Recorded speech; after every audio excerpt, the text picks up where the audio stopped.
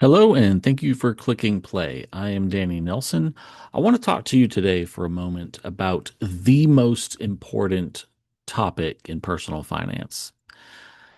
That topic is personal savings rate. Exciting, right? It actually is because it is a gateway term to understanding so many other terms, and it is the term that people need to know right away, right out of the gate, right when you start earning an income, because your personal savings rate is the money that you don't spend from your income that you set aside for future you. That's the basic idea.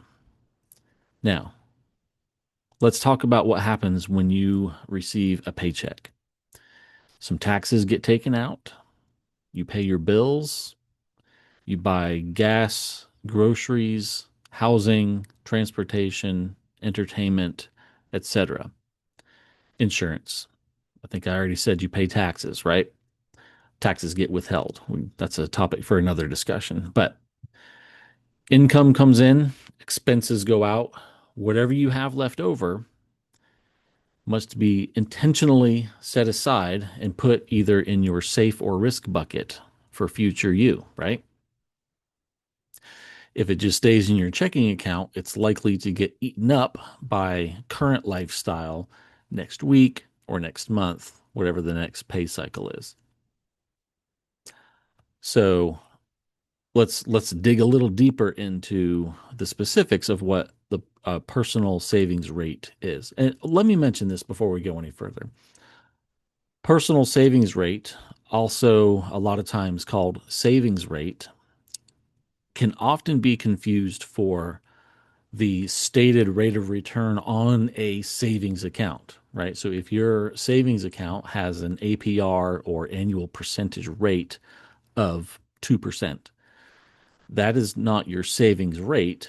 That is the annual percentage rate that your savings account is earning. If that's still confusing, drop me a message. We'll get it sorted out.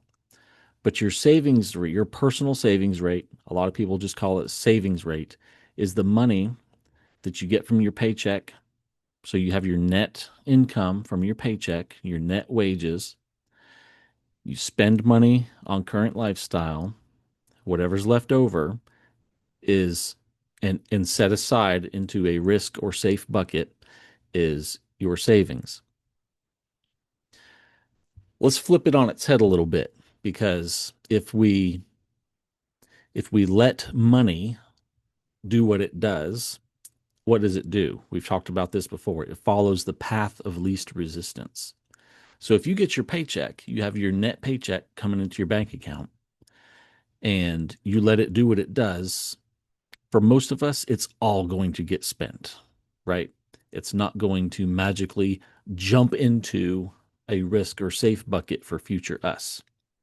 So when we get that net paycheck dropped into our bank account, let's take a percentage of it that we've determined beforehand and move it into our risk or safe buckets for later, for future us.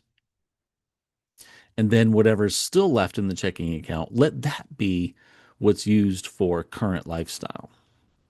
Obviously, this is going to take some budgeting, some planning, and some intentionality.